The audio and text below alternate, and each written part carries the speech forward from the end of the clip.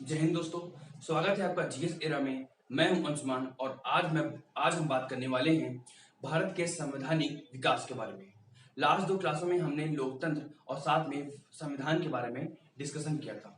आज हम भारत के संविधान के विकास के क्रम को, विकास क्यों हुआ, कैसे हुआ, इन सब चीजों के बारे में जानेंगे।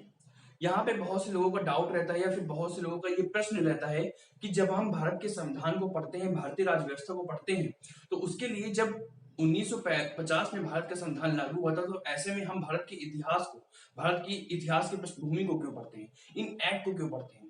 तो भारत का जो संविधान बनाया गया था उनमें 1935 के अधिनियम से लगभग 250 आर्टिकल को डायरेक्टली लिए गए थे।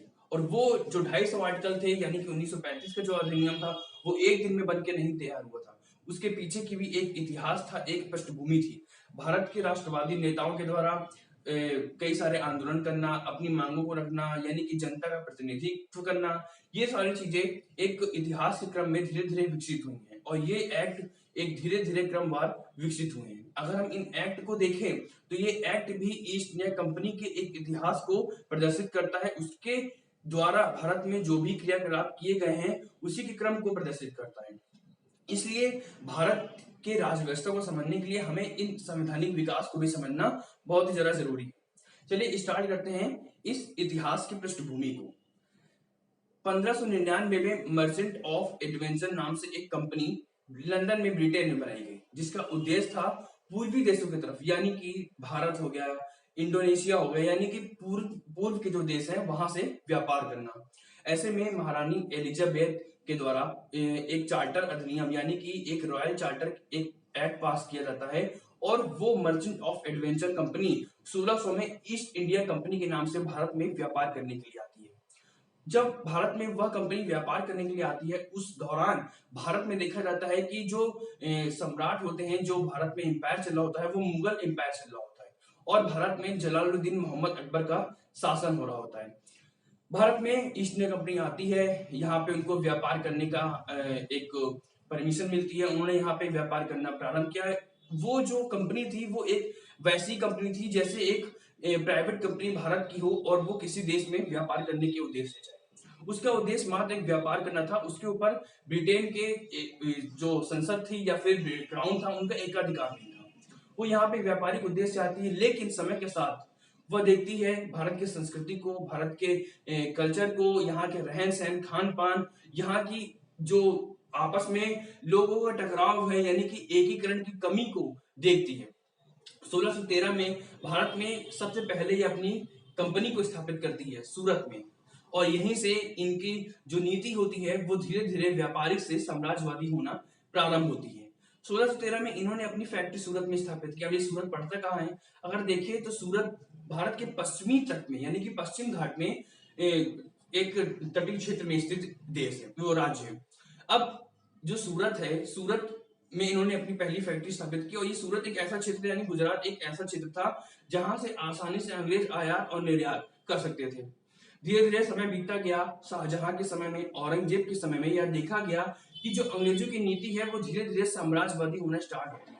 उन्होंने इस साम्राज्यवादी नीति के तहत अपने पैर पसारना प्रारंभ किए, लेकिन उस वक्त मुगलों की जो ताकत थी वो बहुत ही ज्यादा विस्तार थी, बहुत ही ज्यादा विस्तृत थी। ऐसे में अंग्रेज शाहजहां और औरंगजेब का मुकाबला नहीं कर पाते हैं और वह ये बात समझ जाते हैं कि अभी यह उचित समय नहीं है कि वो भारत में साम्राज्यवाद की नीति को आगे लेके जाए। समय बीतता है। अंग्रेजों ने भारत में बंगाल, मद्रास और बंबई में अपनी 3 प्रेसिडेंसियां स्थापित कर ली थी। बंगाल जो भारत का सबसे समृद्धशाली क्षेत्र था। कैसे? एक तो वह भी क्षेत्र जो बंगाली खाड़ी में स्थित था, बहुत ज्यादा समृद्ध था। वहां से जूट की काफी मात्रा में उत्पादन होता था। साथ में वो एक नदी क्षेत्र था जहां से काफी मात्रा में अनाज का और अन्य क्षेत्रों का उत्पादन होता था। बहुत ही ज्यादा समृद्धशाली क्षेत्र था। वहां से अंग्रेज आसानी से अन्य पूर्वी देशों में भी व्यापार कर सकते थे। ऐसे में अंग्रेजों ने यह सोचा कि अगर हम बंगाल पे कंट्रोल करते हैं तो आने वाले समय में वो भारत पे भी अपनी साम्राज्यवादी नीति को फैला सकते हैं। 1700 में देखा जाता है कि जब मुगलों का पतन हो रहा होता है, वह वक्त ऐसा था जब जो औरंगजेब का समय था, उस वक्त मुगल साम्राज्य 21 सूबों में बटा हुआ था और अकबर के समय में देखा जाता है कि मुगल साम्राज्य 12 सूबों में बटा होता है। ऐसे में इन 21 सूबे जो रहते हैं, जब मुगल दौर जो होता है वो अपने पतन पे होता है, यहाँ पे वो सूबे के उन सूबों के जो सूबेदार होते हैं उन्होंने अपने को स्वतंत्र घोषित करना प्रारंभ किया। 1700 में बंगाल में मुर्शीद कुली खान ने अपने को स्वतंत्र नवाब घोषित किया और 1717 के समय में 1707 में जहां औरंगजेब की मृत्यु होती है, 1717 में देखा जाता है कि बंगाल में फर्रुख सियर ने अंग्रेजों को करमुक्त व्यापार करने की अनुमति दी। यानी कि ये एक ऐसा समय आ गया था अंग्रेजों के लिए जो बंगाल में उन्होंने अपने पैर को धीरे धीरे पसारना प्रारंभ कर दिया था, क्योंकि करमुक्त व्यापार करना बहुत ही बड़ी उनके लिए बात हो चुकी थी। समय बीतता है, अंग्रेज अभी भी उस सोच को लेकर बैठे थे कि मुगल काफी ज्यादा मजबूत है, लेकिन 1739 में एक ऐसी घटना होती है जिन्होंने अंग्रेजों की इस सोच को परिवर्तित किया और ये जो परिवर्तन था ये भारतीय इतिहास के लिए बहुत ही ज्यादा बड़ा बदलाव देखा जाता है। और ये परिवर्तन कैसे था? 1739 में भारत के हृदय कहे जाने वाले, भारत के केंद्र कहे जाने वाले यानी कि दिल्ली पर नादिर शाह ने हमला किया। यानी कि दिल्ली के नादिर शाह में हमला करने से जहां उसने पूरे दिल्ली को लूटा, कत्ले आम किया, और उस वक्त मुगल सम्राट था मोहम्मद शाह रंगीला। ऐसे में अंग्रेजों की जो सोच थी वह परिवर्तित होती है। अंग्रेजों ने सोचा कि अभी तक हम जिनसे डर रहे थे वास्तविक में उनसे तो डरना ही नहीं चाहिए, और यहीं से अंग्रेजों की सोच धीरे धीरे साम्राज्यवादी होना प्रारंभ हुई। 1740 में देखा जाता है कि बंगाल का नवाब 1740 से 1756 तक अलीवर्दी खां बन के बैठता है। अलीवर्दी खां अंग्रेजों की इस सोच से भली भांति प्रभावित था, भली भांति ये वह जानता था कि जो अंग्रेज है वो एक मधुमक्खी के समान है, यानी कि यह भारत में खुद रह करके भारत के लोगों को काटेंगे, भारत के जो अर्थव्यवस्था है उसको चूसेंगे और ये भारत के लोगों को ही यहीं पे खत्म करेंगे। यानी कि अगर समय रहते अंग्रेजों को यहाँ से नहीं हटाया गया तो यह भारत के लिए बहुत ही बड़ी समस्या बन जाएंगे। 1756 में देखा जाता है कि अलीवर्दी खां का नाती यानी कि सिराजुद्दौला बंगाल की गद्दी पर बैठता है। 1756 से 1757 तक वह बंगाल का नवाब बन के बैठता है। इस वक्त अंग्रेजों और फ्रांसीसियों में काफी ज्यादा टकराव देखा जाता है, क्योंकि अंग्रेजों ने पुर्तगाली से लेकर के सारे यूरोपीय कंट्री जो भी व्यापार करने आई थी उन सबको आसानी से हराया, लेकिन जो सबसे ज्यादा उनको टक्कर दिया वो थी फ्रांसीसी कंपनी। उस वक्त फ्रांसीसी कंपनी ने चंद्रनगर में अपनी किलेबंदी प्रारंभ की और कोलकाता में अंग्रेजों ने अपनी किलेबंदी प्रारंभ की। तब सिराजुद्दौला का यह कहना था कि आप दोनों यहाँ पे व्यापार करने के लिए आए, व्यापार करें ना कि किलेबंदी करें। चंद्रनगर यानी कि फ्रांसीसियों द्वारा उसकी बात को स्वीकार किया जाता है, परंतु अंग्रेज उसकी बात को स्वीकार नहीं करते हैं, स्वीकृत नहीं करते हैं। ऐसे में सिराजुद्दौला ने एक रणनीति के तहत अंग्रेजों पर हमला किया और इस हमले के बाद उसने कासिम बाजार और कोलकाता पर पुनः नियंत्रण स्थापित किया। लेकिन अंग्रेजों का यह हार उनकी जो आत्म छवि थी, उनका जो आत्म जिसको कहते हैं उनके आत्मसम्मान के लिए ठेस था। वहीं उस दौर में देखा जाता है एक बहुत ही बड़ी घटना होती है जिसको हम ब्लैक होल ट्रेजेडी कहते हैं। अब ये ब्लैक होल ट्रेजेडी क्या है? काफी टाइम वनडे एग्जामों में पूछा गया है। ब्लैक होल ट्रेजेडी यानी कि विलियम फोर्ट एक किला था, फोर्ट विलियम किला था जो कि अंग्रेजों के नियंत्रण में था। यहाँ पे सिराजुद्दौला ने लगभग 146 अंग्रेजों को 2 दिन के लिए 15x18 की कोठरी में बंद कर दिया और 2 दिन बाद जब वो कोठरी खोली गई तो 123 अंग्रेज मृत पाए गए और 23 जो अंग्रेज थे वो जीवित पाए गए। अब यह अंग्रेजों का कहना है, परंतु जो सिराजुद्दौला और साथ में अन्य भारतीयों का कहना है कि यह अंग्रेजों की सोची समझी साजिश थी ताकि अंग्रेजों द्वारा बंगाल में जो सिराजुद्दौला की अच्छी छवि है उसको गिराया जा सके, उसको बदनाम किया जा सके। लेकिन अंग्रेजों को यहां से एक मौका मिल गया था सिराजुद्दौला को बदनाम करने का और इसी वक्त मद्रास से अंग्रेजों ने एक कमांडर इन चीफ को आमंत्रित करते हैं, बुलाते हैं सिराजुद्दौला पर अटैक करने के लिए और वो था रॉबर्ट क्लाइव। ये भारतीय इतिहास के लिए सबसे बड़ा मोड़ था, भारतीय इतिहास में एक बहुत ही बड़ा परिवर्तन आने वाला था जो रॉबर्ट क्लाइव की यहाँ बंगाल में एंट्री होती है और 1757 के भारतीय इतिहास का दूसरा सबसे बड़ा युद्ध होता है जिसको हम प्लासी का युद्ध कहते हैं। प्लासी के युद्ध में देखा जाता है कि एक तरफ रॉबर्ट क्लाइव होता है और सिराजुद्दौला के साथ उसके ही आस्तीन का सांप होता है जिसको हम मीर जाफर कहते हैं। मीर जाफर सिराजुद्दौला का एक सेनापति होता है जो स्वयं एक ऐसा महत्वाकांक्षी व्यक्ति होता है जो स्वयं बंगाल के नवाब के रूप में अपने को स्वयं को देखता था, लेकिन सिराजुद्दौला के चलते वह बंगाल के नवाब के पद पर नहीं बैठ सका। लेकिन रॉबर्ट क्लाइव ने इस बात को हवा दी और प्लासी के युद्ध में देखा जाता है कि सिराजुद्दौला के साथ मीर जाफर मिलता है, यानी कि विभीषण का एक रोल वो प्ले करता है और यहाँ पे सिराजुद्दौला की हार होती है। उसके पश्चात देखा जाता है कि 1757 से लेकर के 1760 के दशक में यहाँ पे अंग्रेजों ने मीर जाफर को बंगाल का नवाब बनाया, यानी कि जहां पूरा कंट्रोल अंग्रेजों का मीर जाफर पे था, बंगाल पे था। ऐसे में मीर जाफर ने पूरी तरीके से आत्मसमर्पित कर दिया अपने को अंग्रेजों की तरफ। वहां पे उसने काफी मात्रा में कर दिया, काफी मात्रा में पैसे दिए। अंग्रेजों ने जम के बंगाल का दोहन किया। लेकिन एक समय ऐसा देखा जाता है कि जब मीर जाफर भी उतना पैसे देने में सक्षम नहीं रहता है, तब अंग्रेज मीर जाफर को उसकी गद्दी से यानी कि बंगाल के नवाब के पद से हटाते हैं और उसके दामाद मीर कासिम को बंगाल के नवाब के रूप में बनाते हैं। अब यहाँ पे हमें यह देखना है कि मीर कासिम मीर जाफर की तरह ही अंग्रेजों का चाटुकार नहीं था, परंतु अपितु देखा जाता है कि जो मीर कासिम था वह अंग्रेजों की जो सोच थी, समाजवादी नीति की जो सोच थी, उससे भली भांति अवगत था। वो आते ही उसने अपनी राजधानी को मुर्शिदाबाद से मुंगेर स्थानांतरित करवाया। साथ में मुंगेर में उसने तोपखाने की स्थापना की।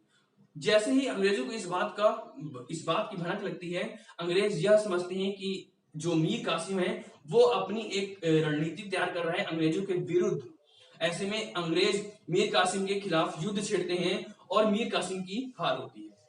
मीर कासिम सीधे भागता है अवध के नवाब शुजा-उद-दौला के पास और यहाँ पे एक त्रिपुटी बनती है, जहां पे एक तरफ अवध के नवाब शुजा-उद-दौला होते हैं, मुगल बादशाह शाह आलम द्वितीय होते हैं और मीर कासिम होता है, और दूसरी तरफ रॉबर्ट मुंडो नाम का अंग्रेजों की तरफ से कमांडर इन चीफ होता है। यानी कि एक फिर से भारत के इतिहास के प्रमुख युद्ध होता है जो अंग्रेजों के लिए दीवानी यानी प्रशासनिक नियंत्रण, दीवानी नियंत्रण, सारे नियंत्रण बंगाल में स्थापित करता है। और वो युद्ध होता है बक्सर के युद्ध, 1764 के युद्ध।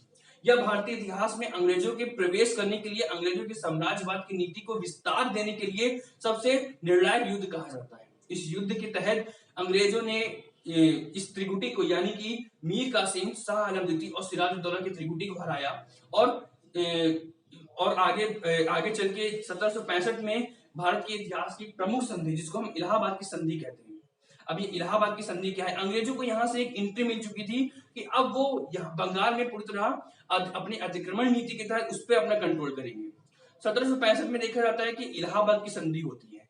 इलाहाबाद की संधि के तहत अंग्रेजों ने प्लान किया कि हमें मीर कासिम को नहीं छूना, बल्कि हमें शाह आलम द्वितीय और शुजा-उद-दौला को छूना है। शाह आलम द्वितीय से उसने बंगाल, बिहार और उड़ीसा की दीवानी प्राप्त की, यानी कि कर वसूलने का जो अधिकार था उसने शाह आलम द्वितीय, जो कि मुगल सम्राट था, उससे प्राप्त की। और जो अवध का नवाब शुजा-उद-दौला था, उसको कड़ा और इलाहाबाद वहां से लेकर के वो शाह आलम द्वितीय को दे देता है। यानी कि यहां से अब अंग्रेजों के पास कर वसूलने की बहुत ही बड़ी शक्ति होती है, यानी कि दीवानी अधिकार भी अंग्रेज बंगाल से प्राप्त कर लेते हैं।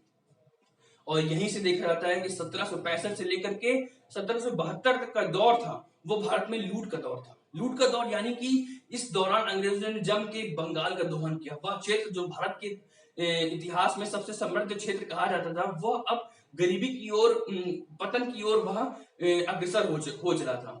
यहाँ पे लगातार अंग्रेज वहां पे लोगों का शोषण कर रहे थे, पैसों का दोहन कर रहे थे और भारत निरंतर गरीबी की ओर बढ़ रहा था। मैंने आपको प्रारंभ में बताया कि जो ईस्ट इंडिया कंपनी थी वह एक व्यापारिक कंपनी थी जो कि भारत में व्यापार करने के लिए आई थी। लेकिन अंग्रेजों के उस ईस्ट इंडिया कंपनी के समकक्ष लंदन में और अन्य भी कई कंपनियां थी। इस दौर में जब 1765 से 1772 के समय में अंग्रेज ईस्ट इंडिया कंपनी भारत में धन का दोहन कर रही थी, बंगाल से काफी ज्यादा मात्रा में पैसे का दोहन कर रही थी, उस वक्त अन्य कई जो कंपनियां होती हैं लंदन में, उनका भी ये कहना रहता है, साथ में जो विपक्ष की पार्टी रहती है उनका भी कहना रहता है, या तो आप उस कंपनी को भारत में बुलाइए, भारत से वापस बुलाइए, इतना ज्यादा शोषण नहीं कर सकते, या तो फिर उस मुनाफे का कुछ भाग हमें भी दीजिए।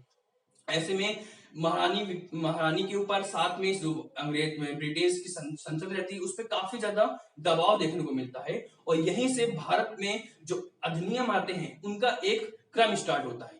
इन अधिनियम का उद्देश्य था भारत में जो ईस्ट इंडिया कंपनी है उस पर प्रशासनिक नियंत्रण किया जाए। यानी कि अगर आपको परमिशन भारत में व्यापार करने के लिए मिला है तो आप केवल व्यापार करिए, लेकिन जो आपकी साम्राज्यवादी नीति है ये भारत के लोगों का शोषण है कर रही है एक तरीके से। इसके लिए ईस्ट इंडिया कंपनी पर नियंत्रण करने के लिए, प्रशासनिक नियंत्रण स्थापित करने के लिए सबसे पहले 1773 में रेगुलेटिंग एक्ट वॉरेन हेस्टिंग के नेतृत्व में आता है और यहीं से भारतीय इतिहास का एक नया चैप्टर या कह सकते हैं स्टार्ट होता है।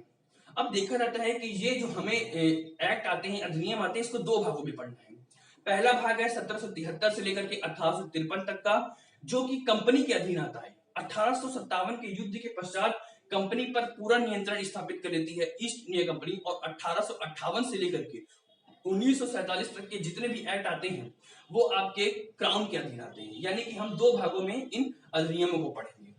साथ में एक हिस्ट्री को भी लेकर के हम इसके धीरे धीरे आगे चलेंगे कि ये एक्ट क्यों आए और इसका भारतीय संविधान में क्या प्रभाव पड़ा।